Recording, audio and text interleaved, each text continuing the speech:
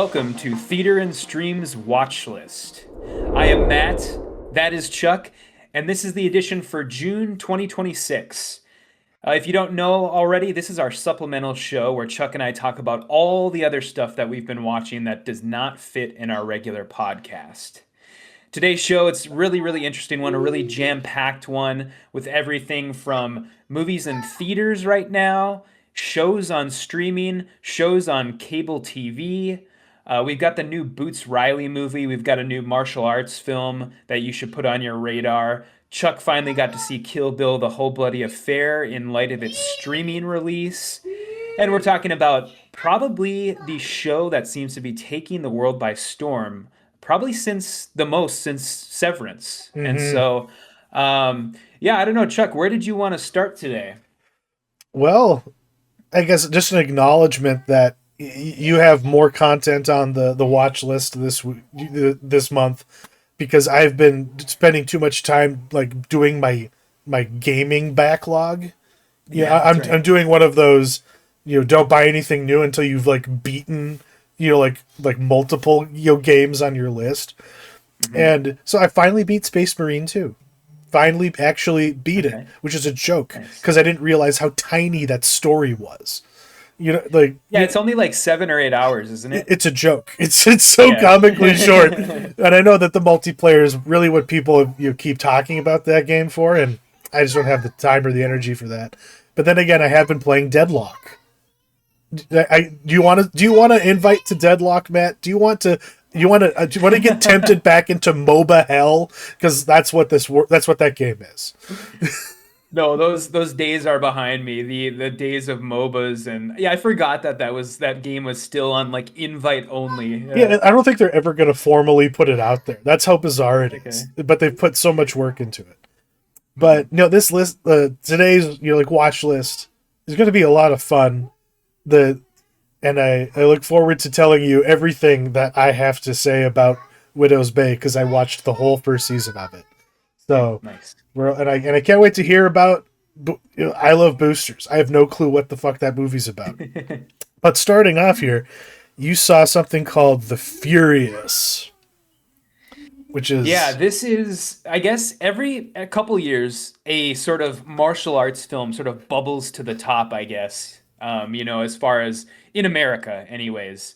And this one is from Kenji Tanigaki. That he was like a stunt coordinator turned director. And I love martial arts movies. I think my heyday with this genre was probably like the mid 2000s, like The Protector, Kung Fu Hustle, Ong Bak, Ong Bak. Hero. Yeah, Yeah, that was kind of my heyday with I was seeing a lot of martial arts movies around then. Nowadays, I'm glad to just let the hardcore fans watch all of the shitty kung fu movies that they can handle and then sort of separate the wheat from the chaff for me as the more absolutely. casual viewer and then just they kind of let the thing bubble to cultural prominence and I'm glad to go and see it as kind of the casual martial arts guy. And this movie, oh man, this one was a good one because these movies, they're not known for their unique plots or their stellar acting. It's all just kind of a vehicle for staging action. And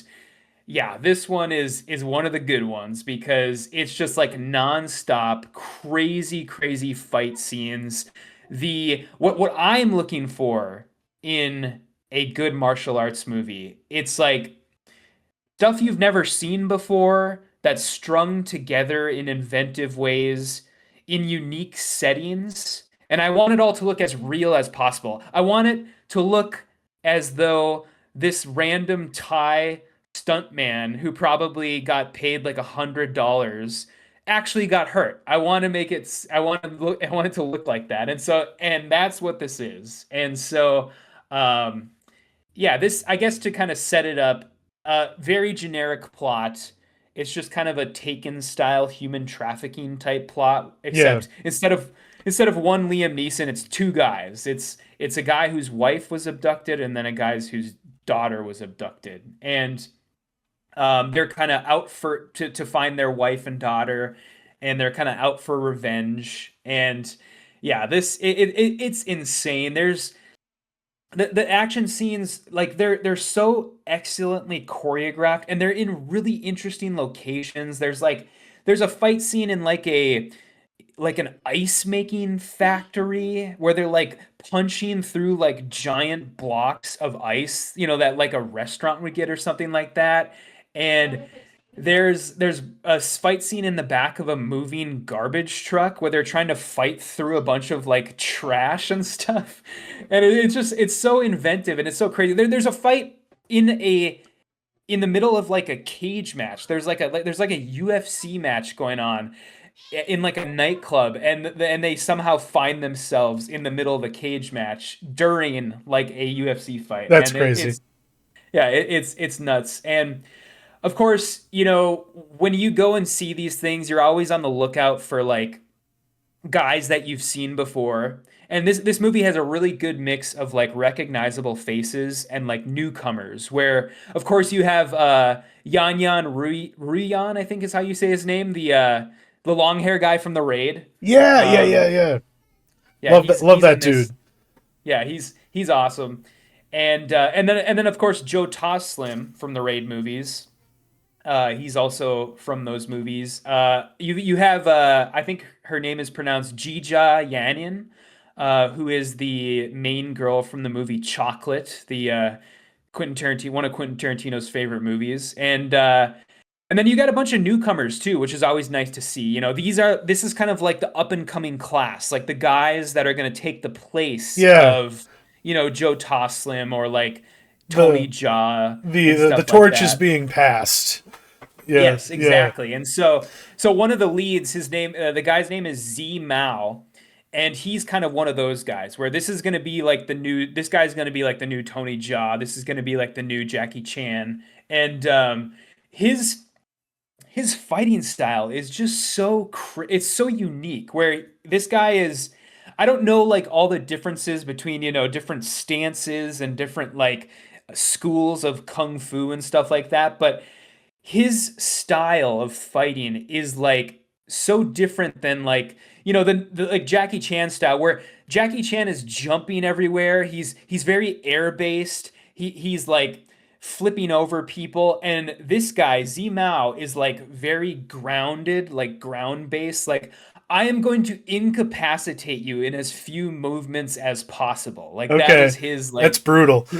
yeah, his like kung fu. And so it's really, really cool to see stuff like that. And yeah, this movie was great. It's really worth seeing. It's in a surprising amount of theaters. That's what I will say, is that I texted you when I saw that it was in Minot. I was like, what the fuck?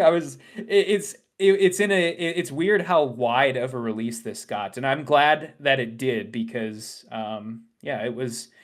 Oh, and one final thing I wanted to talk about with. So as I was leaving the theater, I was there was maybe like six or seven other people in the theater I was in, and two of the people were like two, I don't know, I would say Gen Z or Gen Alpha, like late teenage guys. And as we were walking out of the theater, I was just kind of listening to their conversation, because this is the type of theater that has like a parking garage, and so I was basically essentially walking behind these guys the entire walk to my car.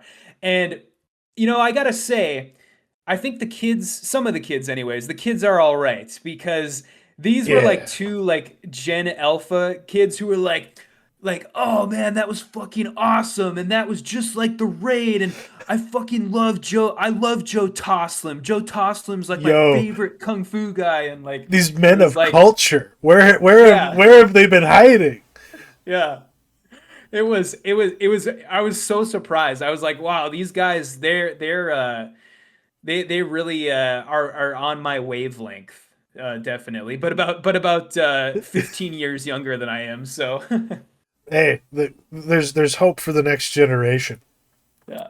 But speaking of like I just want to comment on this though. It's like that Yeah. they're this generation. They are getting things we never thought we'd have. You know what I mean? Like it's kind of like being like a New England Patriots fan who was born in like the early '90s. you don't have any context for the suffering that the old heads have. And our version of that is the fact that we had to wait till we were almost 40 to get to see the whole bloody affair. Which like this was my like kung fu movie introduction. Like in a because like we didn't watch martial arts movies in my home growing up. Just and like I can't believe that I was able to. I convinced Steve Banyai to like buy the DVDs for this for me because I wasn't 18 yet, and I had to watch them illicitly at home. But I remember, I think I talked about this when you brought it up. I had found the original like shooting script for Kill Bill when it was when it was the whole bloody affair. And yeah, there's things in it that I remember being in there that aren't in this. But what I was most surprised by, and what I didn't realize that he had done, was reorder the movie, like reorder the sequences of events, because like the original cut, doesn't it start with like the Vivica Fox, the fight in the suburbia, like that's the first sequence you get, and in this one it's chronological. Tarantino has gone and taken his like disjointed, like chopped up narrative and made it sequential, and that just blew my mind a little bit. Was that always what was intended?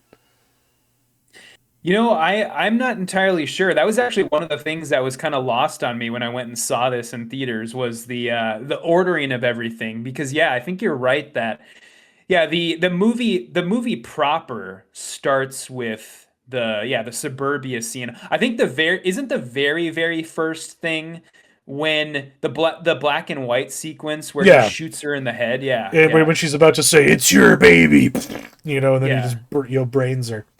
yeah. But overall, like I'm so glad that this movie, exists. We finally got it. Like I don't really give a shit about the extended anime sequence. I preferred what we had, the restraints of what we had originally, where it's just a little bit of flavor, just to excite the critics and make them go, ooh, isn't this creative? I think it's, but then again, because like to say that this movie was edited by Sally Mankey, I wonder, was this truly edited by Sally Mankey? Or is there some kind of a hack job where someone like ghost edited it? Like the guy that he works with him now who does like Fast and the Furious movies. Yeah. I think that because hasn't Tarantino like had this like a literal film print of this like in that's his yeah. That in his supposedly, personal collection. Yeah. yeah. I mean, I don't know. I don't I the animated bit, the extra animated bit, I'm pretty sure that is new. I don't think that's in like his work print that he has because the way that I've always heard the story told was that Tarantino literally had a actual, fully edited film print of this in Screened his in personal France, collection. yeah. Yeah. Yeah. Yeah, screened it in France and then occasionally would what is it? What is the theater he owns? The The New New Beverly, I Beverly. think. Hmm. He every once in a while, he would basically loan his print out to the New Beverly so that they could show it, by surprise essentially is how I always heard the sort of urban legend was. But Yeah. Because yeah. mythical cut. And Mhm. for once we actually get it. And I'm very glad we did. And Yeah. it made me feel like a teenager again. You're getting like babies first.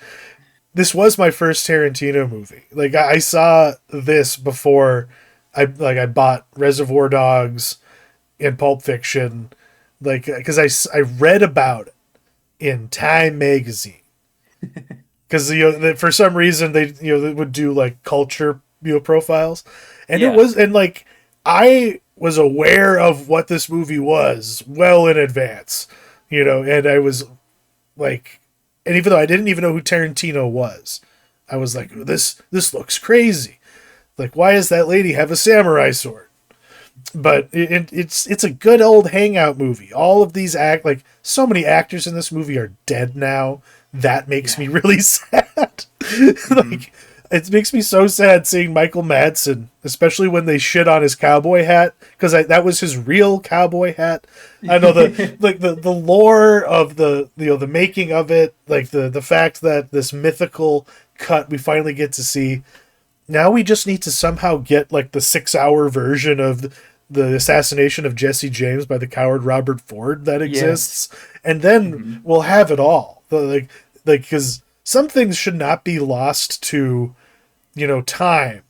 Like, yeah, there's lots of movies from the history of film that we'll only see like still images of, and I think it's a crime that we have these unreleased, these mythical, almost unrealized versions of these more complete versions of something. And so anytime you can crack open, like a treasure chest and be like, there it is. It's like, was that what was in the briefcase in Pulp Fiction this whole time? It was like it was the whole bloody affair cut, and that's why it was glowing. So the fact that it just popped up on streaming like that, I was like, I did not expect that. I hadn't seen Yeah. that announced, so it was like, oh my god, I got to get on this. What did you think? I'm just curious. I mean, other than the animated sequence is probably the biggest change, but what did you think of some of the more, other like Dude, substantive yeah, like the changes? the Like, color shift not happening, getting to see that sequence and like as it was intended with all the blood and guts. and The like her cutting off Sophie Patel's other Yeah, arm. that was That fucking brutal, dude. Like yeah. you sometimes it's like they say, oh, just hinting at it is enough. Like cutting away when the ear is sliced off, is more impactful. Than seeing the head in the box. Like you know that's not the case here. That fucked me up more than just hearing the bride go, "Give me your arm," and like Yeah. some panting and screaming. Because he was more artful in the original cut, but oh my god, it was satisfying as fuck to see that person brutalized for some reason. Yeah. But I just want to Yeah, point no, out. Sorry, go yeah, ahead. go ahead. No, Oh, I was just gonna say I loved it. I'm also kind of like I could go either way with the animated sequence. It's wholly unnecessary, but I like all the other changes. I like the more subtle stuff, like the where you get like 7 or 8 seconds more of footage, or like I think the weirdest thing to me that I noticed was the oh god, what does she say when she's like there's a scene where she's talking about like people use the phrase like don't be a square or whatever, and yeah, she says like that, and she draws a square with her finger in the air, and in for some reason in the theatrical cut it like shows like a dotted line where like a little like a literal like dotted line behind her finger as she draws the square, but then in this they got rid of that. So she just like she's drawing the square, but then that's it. I is don't know that if you wait? noticed that, but Wait a minute. I'm like having a legitimate like Mandela effect moment. I don't yeah, remember that from the original cut of Kill Bill. I remember that from Pulp Fiction. from Pulp Fiction. Okay, maybe it's in both. But I swear that she does it in this movie too, and I swear in the original cut it shows like a dotted line, like where she's drawing it in the air, and then in this new cut she does the same thing, but it's not there. The dotted line isn't there. So you could be right though. It could be also in Pulp Fiction. It could be in both. I guess No, maybe I it's have your it's movies mixed definitely up. in Pulp Fiction. It's Oh, it is. definitely, yeah. Okay. So maybe it was just a callback to that. Yeah, I don't know. Maybe. Oh my! But Yeah, anyways, I what don't what were know. you gonna say? My mind is melting. Well, I just think it's funny that we're transitioning from one yellow jumpsuited, protagonist to another here, with the Vampire Lestat. Look at that; they're wearing the Yeah. same pants. Yeah. Yeah, this is okay. This is a fun one here. I don't need to spend a ton of time on this. I've talked about Interview with a Vampire on multiple occasions on this show, and now renamed the Vampire Lestat. Which I Um, appreciate. I really enjoy the fact that they are just adapting the books. Yes. And like the series is whatever book we're on next. That's unique to me. And but Yeah, yeah, it's cool. I mean, it's definitely like it's a little ballsy because people, some people might not know that this is even related to the other, seasons without already knowing that. But so this show, I am continually amazed at its ability to reinvent itself because the first season it laid the groundwork. It's pretty close to the book storyline. These two vampires in New Orleans in the 1910s, and then for the second season they moved to Paris, and the majority of that season was set in this theater, this play theater. And a lot of it was because of COVID restrictions. They sort of were a lot of the season, it doesn't have as many extras. A lot of it takes place in this enclosed theater space, and it was because of COVID. And not only did they make the most of the circumstances, but the show flourished in the second season. The second season's better than the first season. And now we have season three, where it's something else entirely now. You have the Vampire Lestat is off becoming a rock star, fulfilling his dream, and it fast forwards to the modern day, of course, because of that. And the book now, the Interview with the Vampire book, the in-universe book, Interview with the Vampire, is out. It has been released. And so now ostensibly the world knows that vampires exist. But it's interesting how they approach that because you would think people would be going crazy in the streets, like, oh my God, vampires exist. My whole world is turned upside down. But it's not that way. People are just kind of blasé about it, where they're like, half of people are like, okay, vampires are real, but how does that improve my shitty existence living paycheck to paycheck? The fact that vampires exist does not improve my day-to-day life. And then the other half of people are like, oh, it's just it's an AI hoax. Vampires don't actually exist. It's all, it's a hoax. You're being, this is a political thing or something. And so it's funny because it's that's kind of like clever. yeah, it's kind of like our modern reality. When you look at parallels to real life, depending on who you ask, it's kind of like how we're at right now with aliens. In our real life, where it's like, all these videos are coming out and all these documents are coming out where, from our government and stuff like that. And you have a lot of people who are like sounding the alarm. They're like, "Oh my God, aliens exist." But most people are just like, who fucking cares? Like I'm literally don't know how I'm gonna put food on my table tomorrow. I don't give a fuck about aliens. And so For it's real. funny how it kind of, it parallels our real life like that. But anyways, this show firing on all cylinders. This to me, this is the last vestiges of peak TV, and I'm glad that people are kind of coming around on the show now. Where unfortunately, in order for a show to get popular, a lot of times nowadays, it has to do with whenever the show drops on Netflix, and Yeah. so Yeah. this luckily AMC has a deal with Netflix, and the seasons of Interview with a Vampire seem to drop on Netflix about a year after they actually air on TV. So both of the first two seasons are on Netflix now, and so the show has gained a pretty large following now, which I'm really glad to see. Yeah. Because I'm glad you brought up the Netflix effect aspect of it, because Mhm. like that is the case. In like it pops up on Netflix.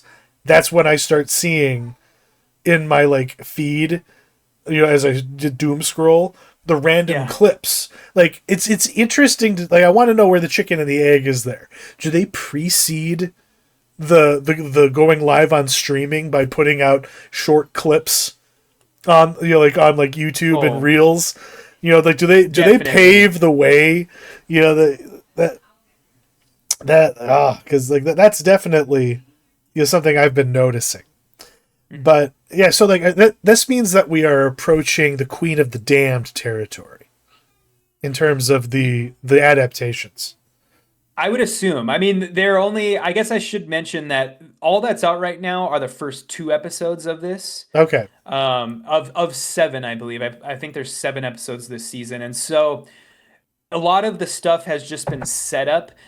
In the last episode, the second episode, they just started delving into Lestat's backstory with the weird ass incestual relationship with his mom and stuff. It's so weird. And she showed up now in modern day too because um of course, Lestat and his mom essentially, he turned her into a vampire and then they killed the rest of their family basically because, they sucked basically. Yeah. Um, but yeah, I really hope it goes in the direction you're talking about though, because that's like even crazier territory than this stuff, Yeah, for sure.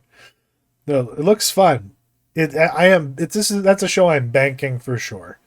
Because it takes a lot for like me to like really be like, okay, I am going to give all of my like available carved out time before I pass out to one more episoding a show. Like it needs to have more than its hooks. It needs to be in my guts, as it were. And it is, I can't believe I'm fucking saying this, but for someone to go from making complete like dog water like Ghostbusters 2016 and like The Heat to making something as pure and effective as Widow's Bay, it blows my fucking mind. I salute Katie Dippold. If like I just make your own original shit, lady. Like stop making slop for the trough. Like if you're capable of cooking up something as good as this, like this is your lane. Inhabit it, live in it, loving it. Because I can't believe it's the same person. I can't think of another example of a creative person making something I despise and abhor as much as I do that Ghostbusters movie to making something like this. Because what at its core, it's nothing that resets. Like it doesn't remake the wheel here.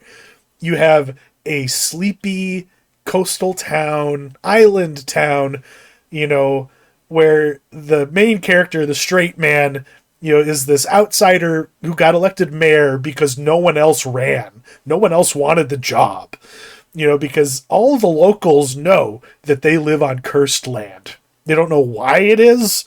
Like they have this creepy ass museum that details all the sordid, like stuff from the island's history, but all those people know. It's like you don't go past the boys, and if the bells start tolling, you don't leave the fucking house.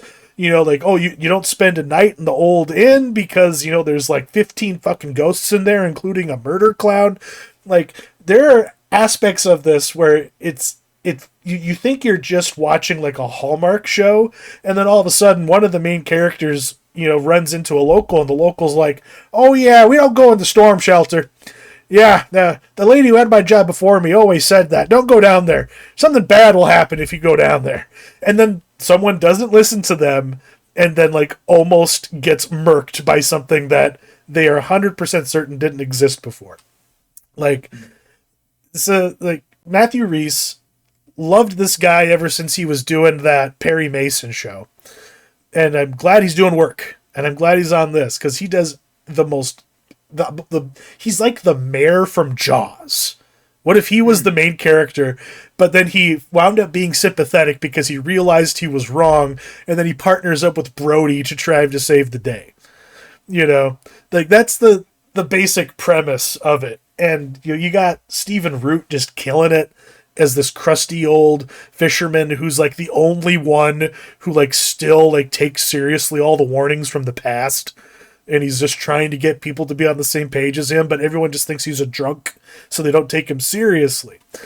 And there's like the whole cast is great. Like this ensemble is wonderful. Dale Dickey, that like, oh yeah, she kills it. Because like she is that lady who's just like, oh, that thing you're talking about, I wouldn't do that. Like it's a thankless job, but she just does it so effectively, and like it doesn't get annoying. like none of the trite bullshit from this kind of like horror comedy dramedy thing. It doesn't feel trite. It has gravity and weight to it. And like in the mystery box that it teases in the first episode, it doesn't specifically show you what's in it, but it makes it abundantly clear what it is just through other context.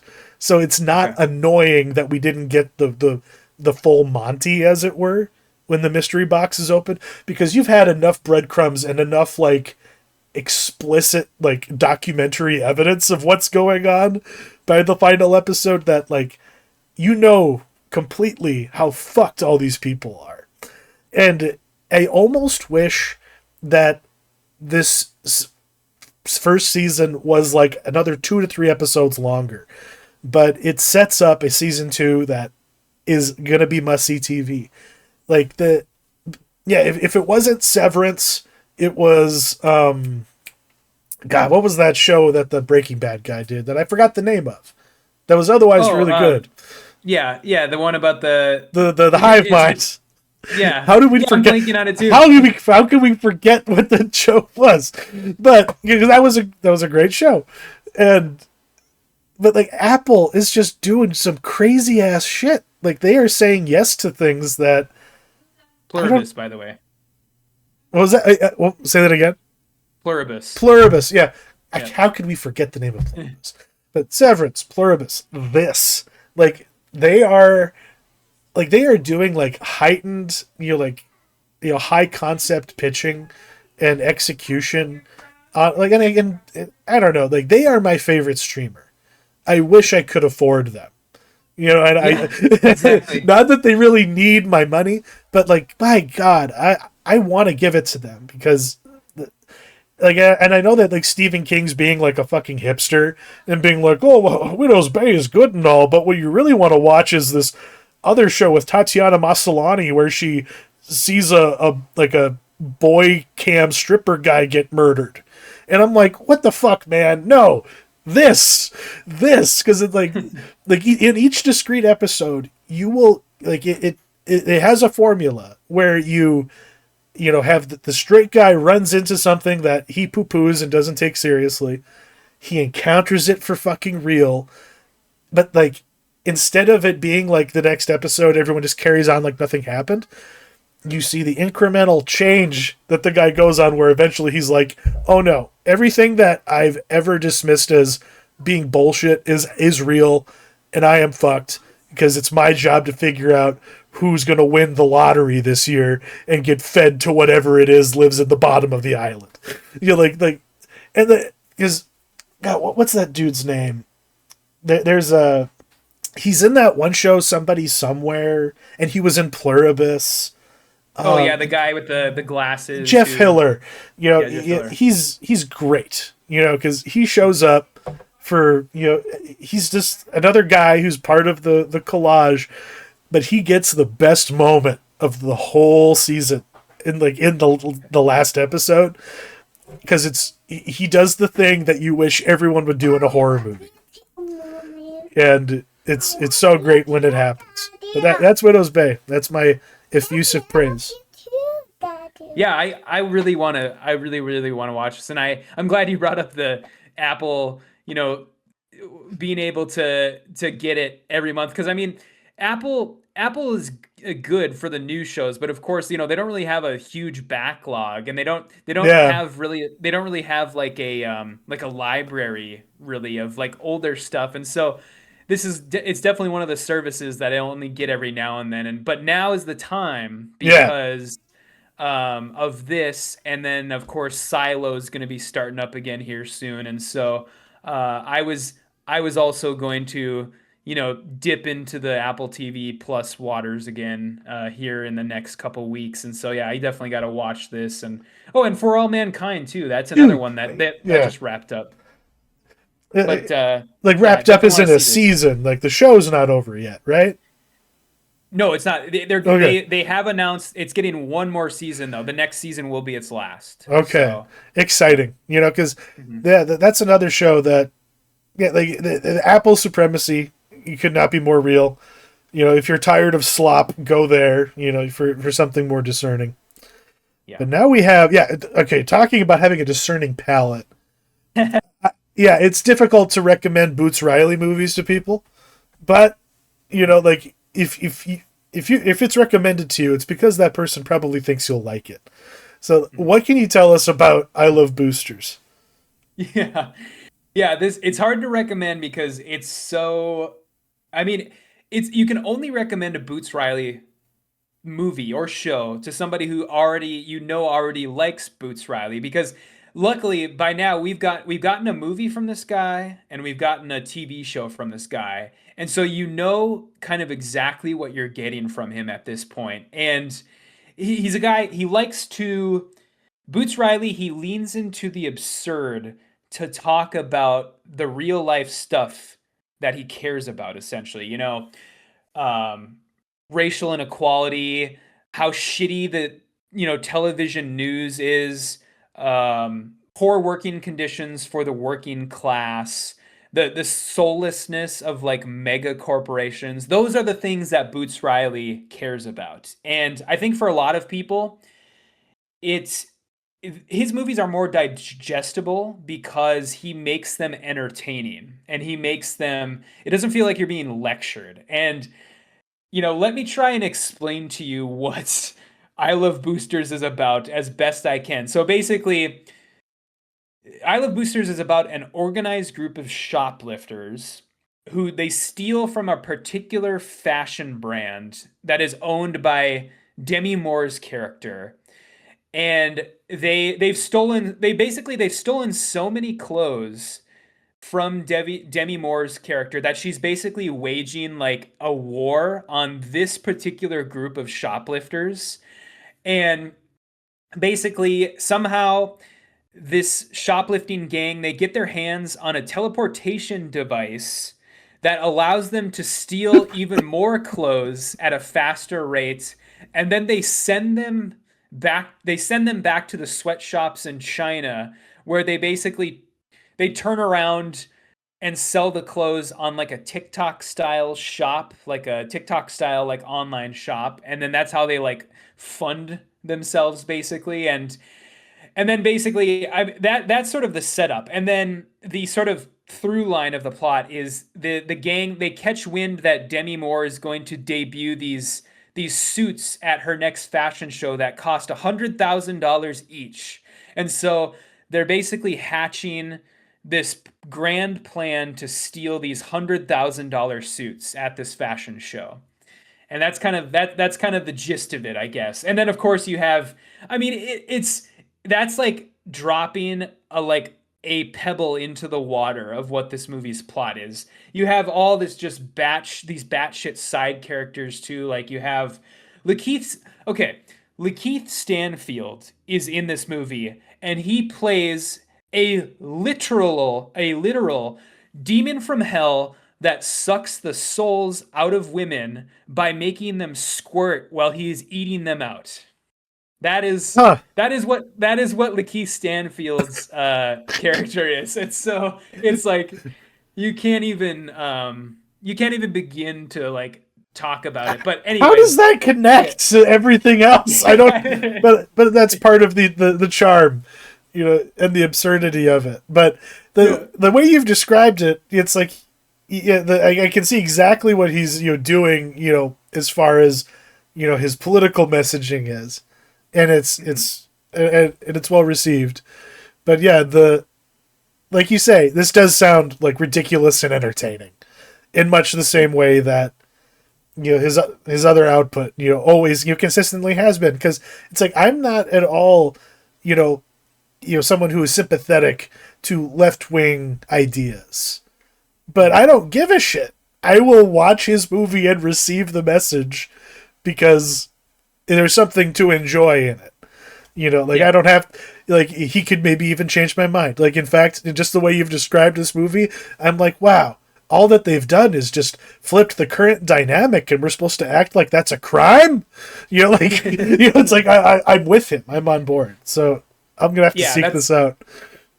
that's exactly what he's doing. And it's I will say it's from an actual like movie perspective, like, you know, A to B plot, movie, well-rounded movie. It's it's not very cohesive. This is probably, I of course I've seen all of everything he's put out until this point, including, Sorry to Bother You and I'm a Virgo. I think that on a movie level, this is probably his least successful movie as far as like, oh man, this is getting really like congested, and this is getting very like there's just too much happening here, and he's literally losing the plot at certain points where you can't even really tell what's going on by the end. And so I will say that it's probably his least successful thing that he's put out so far, but it is definitely still worth seeing, just because, as you said, there's nobody like him. There will never be anybody like him. And it's insane that this guy, that people are still, are even giving this guy money, because I think this is like a $20 million movie, which is crazy. Like absolutely nuts that a guy this, transgressive, this auteur like is getting $20 million budgets. It's pretty nuts, but yeah. Yeah, I guess I'm just getting reminded. I had forgotten about. I haven't thought about. I'm a Virgo in a really long time. Probably like since we reviewed it, but like yeah, that was like 3 fucking years ago. But yeah, like how did he get a green light on that? Like, Yeah. like, Well, I mean, luckily that was like, that was like COVID era streaming. So, Amazon was just handing out checks left and right because everybody was just trying to boost their streaming services. And so, that was like, yeah, saying yeah. yes to So, everything, and then we yeah. had the writer's strike, and then we had the death of the writers' room. But yeah, this is good stuff though, and an exciting time, for you know just theaters in general. Like I think people have been poo-pooing, the output to like at least until like this point in the summer, because when you have like a stat like this, I don't know if you've heard this stat, Matt. Okay. Like not since like 2017 have we had an original film, an original property gross like over. I think it was like $200 million domestically. Hmm. An original IP, not since 2017, and that's Obsession that did that. Okay. I forget That what did it. So that just crossed 200 million. or something like that. Yeah, Okay. domestically. Globally, it's well past 200, but yeah, like it's an absurd amount of time. And it's I want to get this right, because there we have this Michael Jackson movie making like $1 billion. Yeah.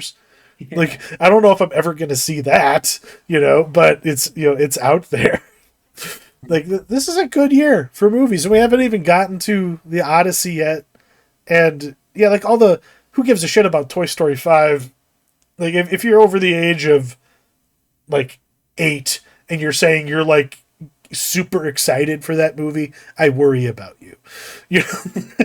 But Yeah, I think I agree with you. Yeah, it's very heartening to see to see stuff like Obsession, and even Backrooms. Backrooms is also doing gangbusters. It's heartening to see them beat stuff like what was the big movie again that Obsession just oh, it was Star Wars. Yeah, it was fucking Mandalorian and Grogu. It's very yeah, heartening to see original movies beat these giant, tentpole blockbusters that have all the efforts and thoughts of a movie studio behind them, and they're just getting clobbered by, these tiny little movies. I need to correct myself, because Yeah. the meme I was reacting to and had retained was wrong. Sinners did it just last year, so like Okay. so Obsession Which is also good. Yeah. is in the same company as Sinners, because the last time before Sinners did it was Coco in 2017. And to say that Coco is an original movie, it's true. It feels kind of disingenuous when it's a Pixar Disney movie, but because it gets the cachet of all that has come before. But that's an encouraging sign, I think. Yeah, it is. Yeah. And even like even like the popularity of the Odyssey. I mean, the Odyssey is also, the next Christopher Nolan blockbuster film. But I mean, look at the subject matter. It's like this movie, this like historical epic that's based on a poem and like a ancient poem, and it's like that movie is all. I don't know if you've seen any of like the stats about like the sellouts Yeah. of like theaters and stuff, but it's yeah, like the tickets went on sale for that like last week, and you can't even if you live in like New York City. You have no hope of seeing Christopher Nolan's The Odyssey for like the entire first month that it's going to be out. That's It's the show insane. the showings are already sold out. They're running it like 24 hours a day. You can go see the Odyssey if you want. If you live in like New York City or LA, you could go see the Odyssey at like 3 in the morning if you want to, and your showing's still gonna be sold out. And so that it's stuff like that's very encouraging. Encouraging, but at the same time, it's like I just think back to Spielberg and Lucas being like, theaters are going to become like Broadway, and Oh yeah. even though the tickets don't cost that much, it's the access. You Yeah. practically gotta win a lottery to see a Nolan movie, or hop on a plane, fly to Minot, North Dakota, watch it comfortably with room to spare, because I don't see this town filling that theater up. But thank you for watching, and yeah, we'll see ya when we reconvene for our feature episode, where we're gonna do the new Jackass movie and something else that we haven't quite decided yet, but we're gonna nail that down, in the near future. Thank you for watching, and have a good one. See ya.